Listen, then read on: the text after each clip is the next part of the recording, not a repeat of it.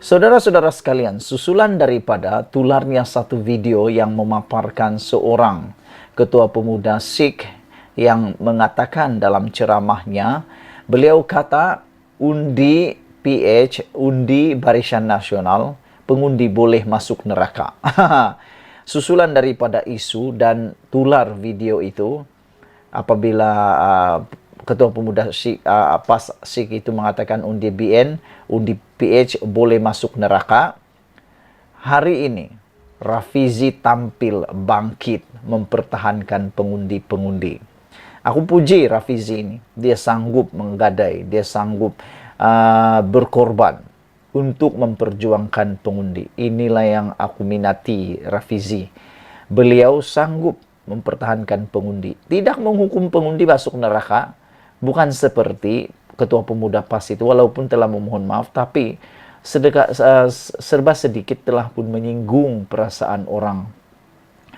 Apabila Rafizi hari ini dengan serta-merta menyatakan beliau akan buat laporan polis. Wow, dia kata akan buat laporan polis terhadap ucapan ceramah daripada Ketua Pemuda PAS Sikh itu, apabila dia kata undi BN, PH masuk neraka.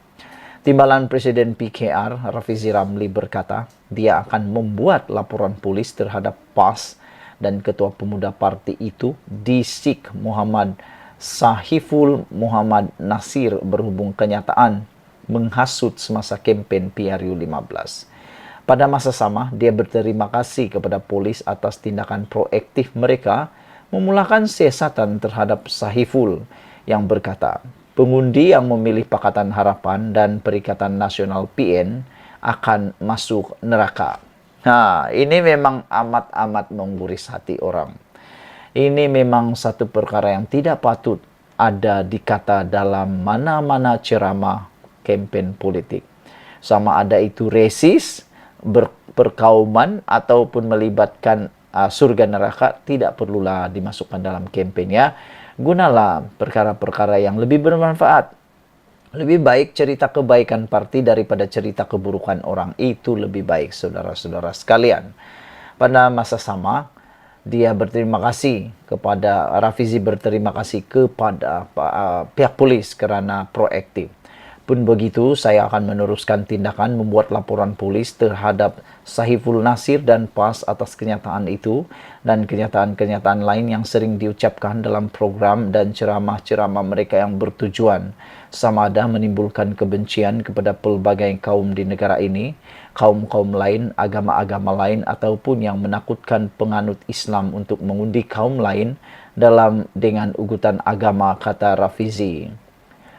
Dalam sidang akhbar itu juga di Ibu Pejabat PKR hari ini, dia berkata, tema dan kandungan kempen PAS selama ini sering berkisar kepada mesej-mesej yang berikut, bahawa agama Islam di negara ini sedang diancam kecualilah pengundi Melayu memilih mereka dalam pilihan raya kerana parti-parti lain seperti PH dan BN tidak cukup pegangan Islam seperti mereka di dalam PAS, katanya. Bahawa jika parti-parti lain seperti PH menang dalam pilihan raya, amalan umat Islam seperti azan akan dihapuskan.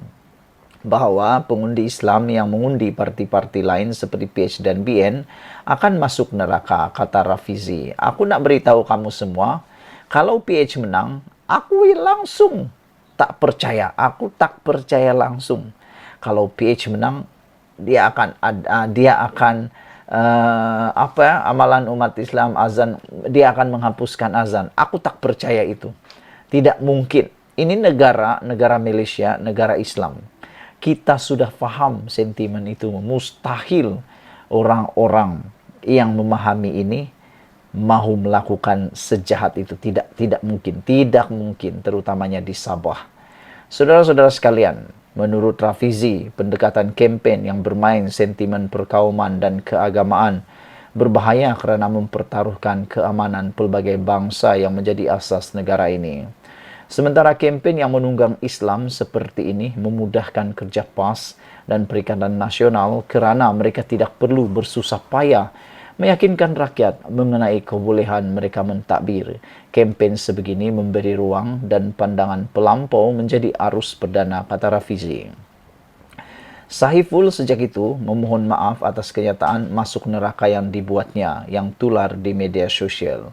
Selain itu, Rafizi berkata amat membimbangkan apabila PAS seolah-olah tidak mau bertanggung jawab walaupun kenyataan sedemikian dibuat pihak lain di atas pentas mereka atau atas hadir sebagai tamu parti itu.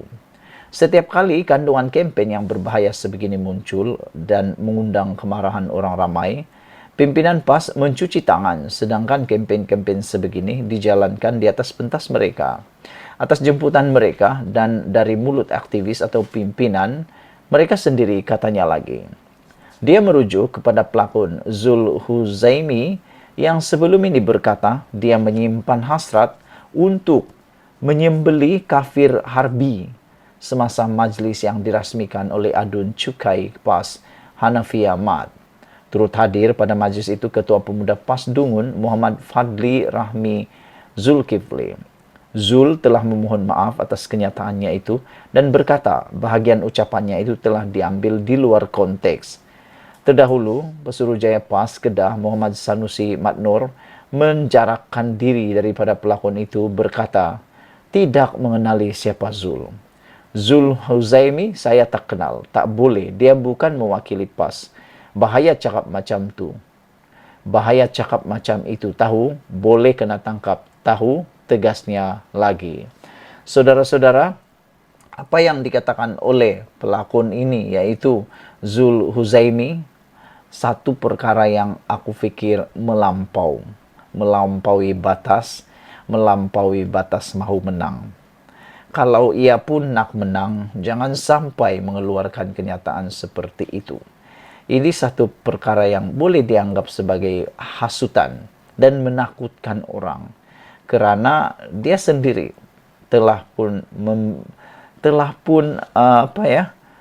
memberikan ucapan yang jelas mengatakan beliau berhasrat untuk menyembeli kafir harbi semasa majlis yang dirasmikan oleh Adun itu.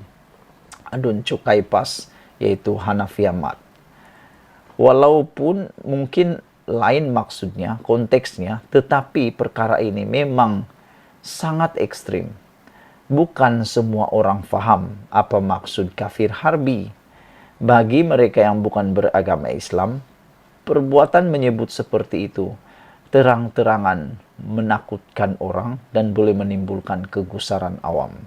Syukurlah pelakon Zul Huzaimi telah pun membuat permohonan maaf atas apa yang dia ucapkan itu. Jadi lepas ini, semua yang berkempen berhati-hatilah. Berhati-hatilah. Tidak berguna Anda menang kalau negara ini hancur. Malaysia kita punya, kita juga sama-sama cintai Malaysiaku. Bye-bye.